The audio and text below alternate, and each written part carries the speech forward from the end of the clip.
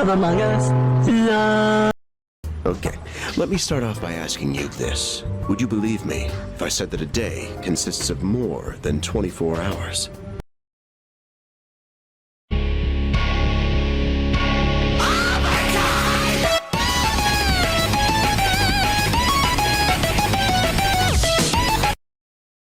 Communication is different in many ways. There are different types of communications. Most known one is verbal and nonverbal communication. Communication is the process of sharing information between people through a common system of symbols, signs, or behavior. Communication can also be sending and receiving of information and can be one-on-one or between groups of people, and can be face-to-face or through communication devices. Communication also requires a sender, meaning the person who initiates communication to transfer their thoughts or encode a message, and a receiver, a person or group of people who receive a message from a sender. This communication playlist contains 10 out of the 20 words from the communication list, describes what is the media, and talks about which communication word describes the piece of media.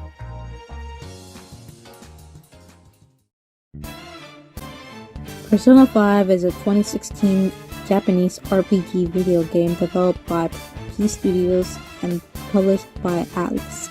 The game is the 6th game in the Persona series. The theme of justice comes up in Persona 5 multiple times. Actually, it's the theme of the whole game, from Ren getting sued for assault to saving Haru from her manipulative father. Persona 5 is a reflection of the life we are living to this day. We see injustice all around us as young adults, and we want to fight for our safety and our rights. The Phantom Thieves are viewed as an injustice to Japan, but in reality, they are a bunch of high schoolers trying to make Shibuya a better place and help people who are in need. Without them, who would have saved the victims of Kamoshida's assault? Who would have stopped a massive art fraud who took credit for art that isn't his and manipulated his students? The people of the city are a reflection of the people we are surrounded by. People surrounded by hot, trendy news or gossip.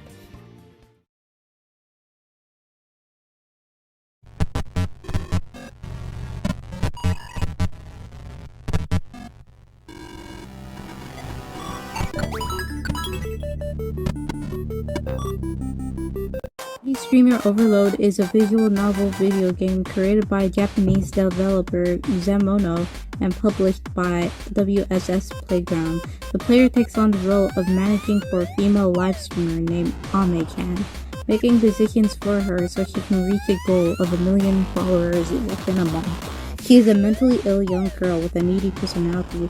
She has also dropped out of school, confined herself in her house, living with the player P-chan.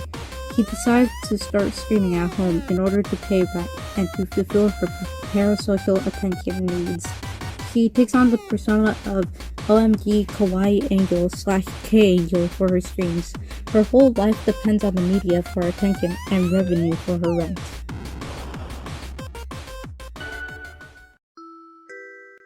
HFJ1 is an object show that dropped in June 11, 2020, created by Cheesy HFJ.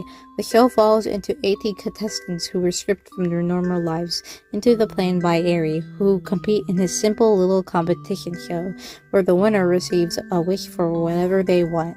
One thing I wanted to mention was the communication climate throughout the whole episode. The first part of the episode, you can really tell the contestants were not having it anymore. We're not gonna play your game any longer, Eri! Send us home! We demand our freedom! No matter what it takes! They were not playing. It felt hopeless trying to come back to something you couldn't come back to. Liam wakes up after Eri tells Liam he's gonna get wood. Liam enters the cave and finds the plane with the contestants as well as the computer open to a season 3 page in the plane's database. Shows that Eri was planning another season after sending everybody back. Liam goes to find Eri in the woods. He gets really enraged when he sees his best friend on the database. He tries to kill Eri, but because of the health and sanity, he broke his own leg and falls unconscious. Eri carries Liam back to the cabin and makes a new cast for him with crutches. Once he finishes, he goes to get more bedding for Liam. While Eri is coming back from the woods during the rain, he slips and falls to his demise. The communication climate is a part of communication that pops up in different medias. This episode heavily shows it with the strong mood, to Bryce yelling off of the top of his lung, to Liam crashing out because of Eri. Break it up, take me out. Don't let the melody fake me out. Lemon Demon is a musical project and band created by American comedian and musician Neil Cicerega in 2003. Lemon Demon's studio work is performed solely by Neil, who is the project's only official member. Lemon Demon's popular songs consisted of Ultimate Showdown of Ultimate Destiny. Old Godzilla was hopping around Tokyo City like a big playground, when suddenly Batman burst from the shade and hit Godzilla with a bat grenade. Brody Quest.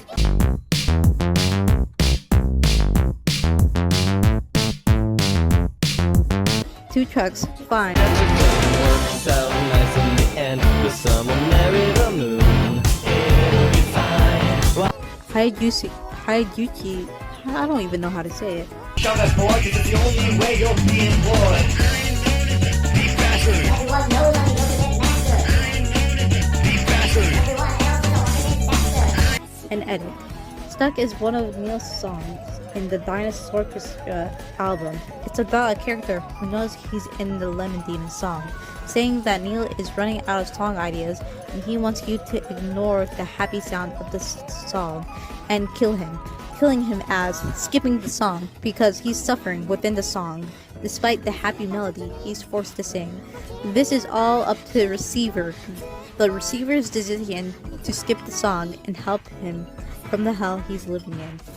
He realizes at the end of the song that his death is inevitable because the receiver didn't skip the song and the 4 minutes are up.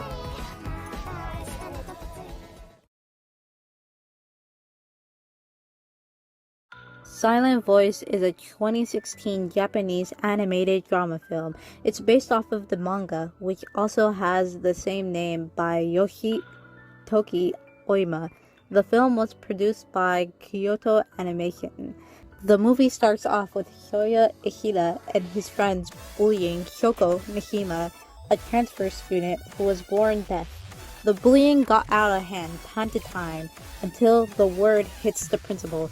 Shoya gets blamed as the main perpetrator by his friends. This reputation he had as a kid followed him through middle school his whole life, until he meets Shoko again. This movie has parts of non-verbal communication, as Shoko is deaf and uses sign language to communicate with others.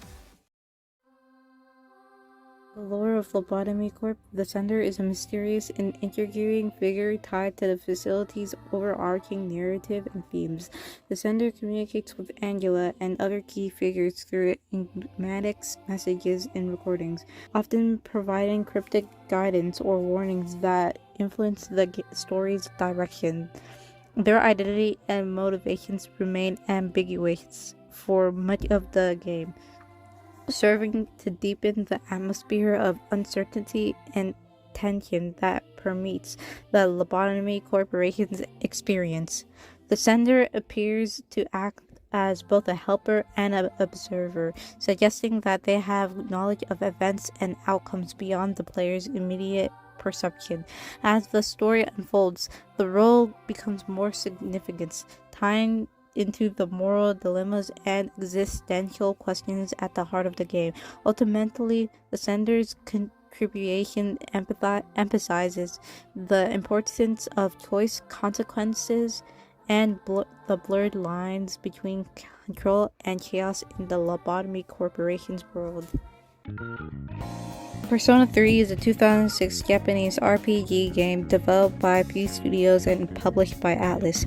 It's the fourth game in the Persona series. While the player's character is mostly nonverbal, the game leans heavily on verbal communication, especially through its social link system, which builds relationships tied to the arcana and affects the game's narrative and mechanics. Junpei Iori, one of the main characters, is a great example why communication matters in the game. He starts off insecure and jealous, but grows through meaningful conversations with the protagonists and others, especially with Hidori, who helped him learn how to be vulnerable. Junpei's journey shows how important it is to open up and connect with others, which makes him a stronger person and a better friend to the C's team.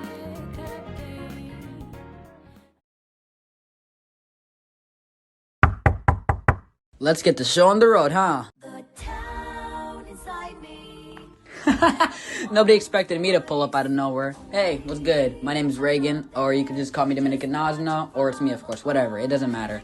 I'm here to explain the gender area in communication, and this piece of media is called Guilty Gear. Guilty Gear, huh? It's been a long time that it's been around. It's been around since 1998, and it's still really popular, peaking 30,000 on Guilty Gear Strive. And on Extra Rev 2, it's still peaking like at least 3,000 players. That's insane.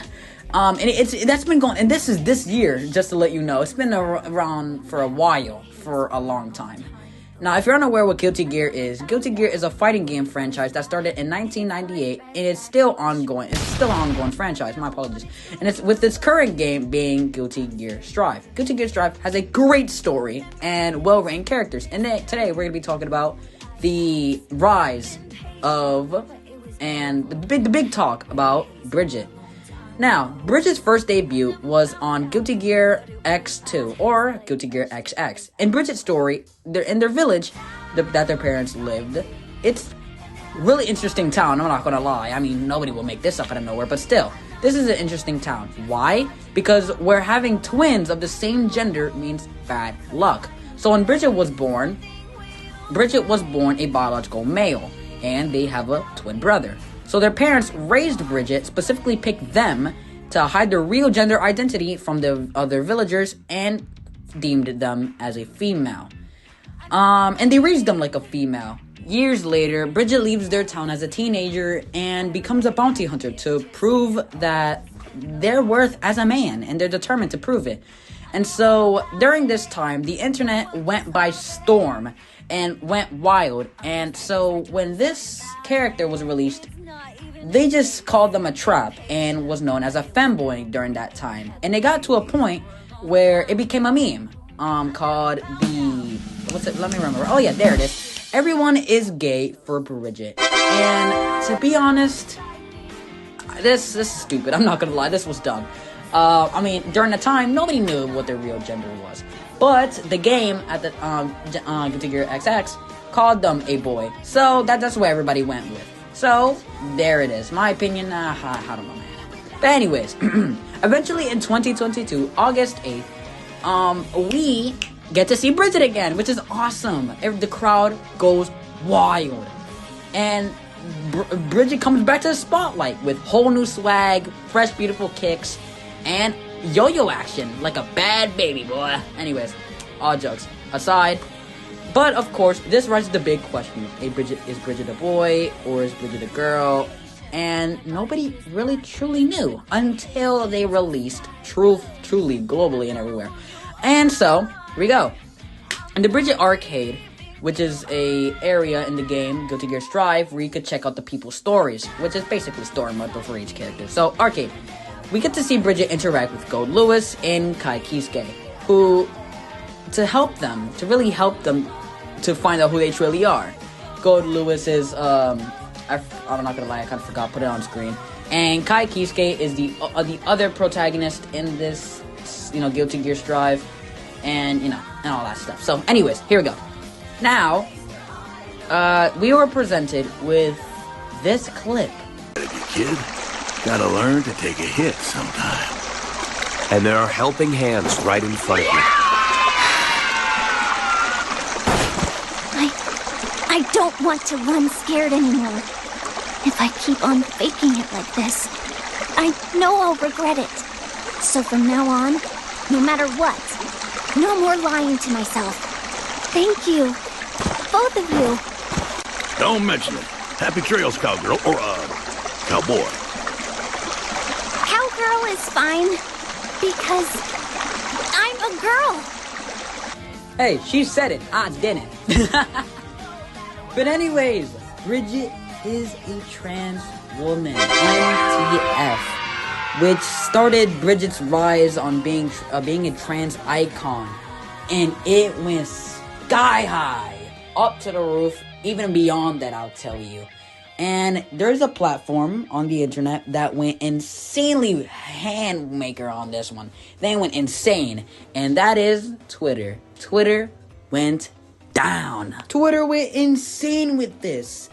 And some people were just disgusted and attempted to ignore the fact that, you know, I don't know, that Bridget's a girl or something. And some people still refer to them as a femboy. But this slapped them right hard back in the neck. More than Mike Tyson punching a man in the groin. I'll tell you. And it slapped hard, but for what reason? Because the creator of Guilty Gear confirmed it themselves that they are a girl. And shutting down the transphobia and continuing the game with peace. Now, on my opinion, this is great. We have a non-binary character, which is Testament. I'm gonna put them on screen.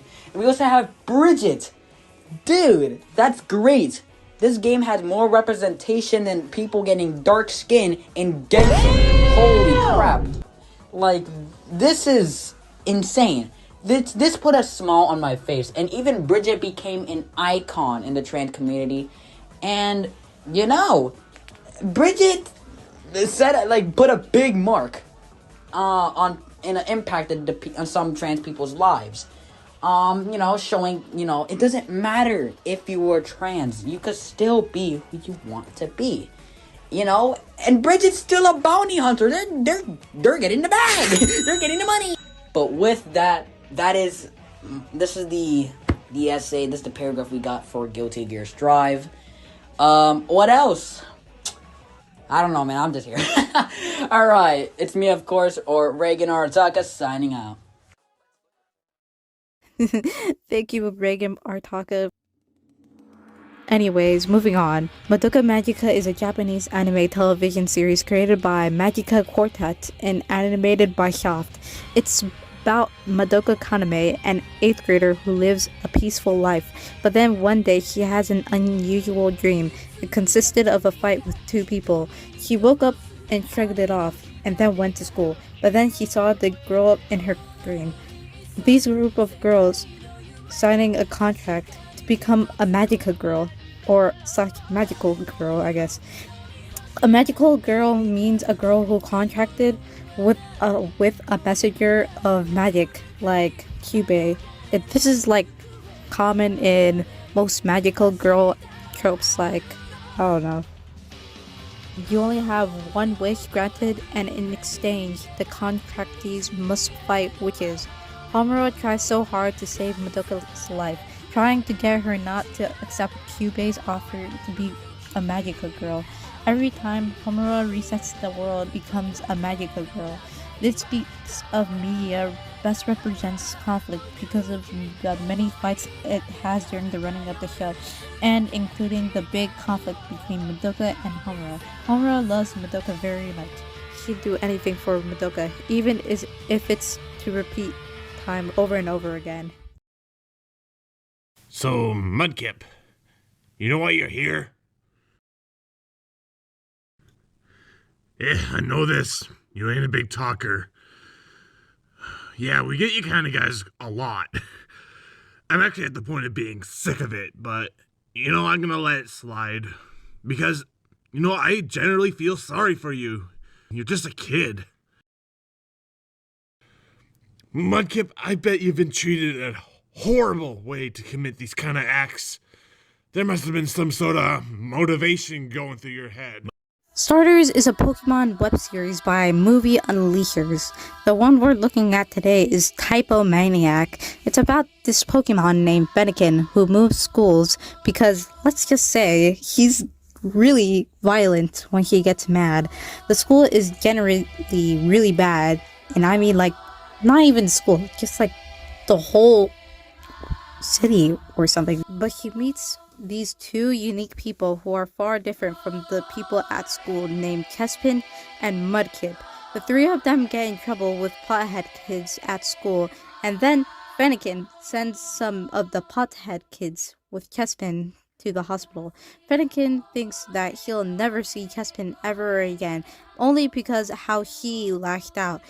But then Mudkip strikes out a deal saying that he'll take away her type, only if he stays friends with Chespin, and he doesn't tell us so. So after he takes away her type, he goes and skedaddles. But then the police pulls up and asks her why her fur is white. And it's not normal for Pokemons to have no type. So she goes back to Mudkip and pleads for him to change it. But Mudkip becomes a little asshole, and he says, "Nuh-uh." The word I chose for it was diversity and conflict. Diversity isn't the right word for it. I chose the words I chose for it was diversity and conflict. There are many different Pokemons in this series who are very different because of their types. The conflict between Fennekin and the Druggies got more heated up only because Fennekin is a fire type and Chespin is a nature type, and Pokemons cannot be together if they are different types.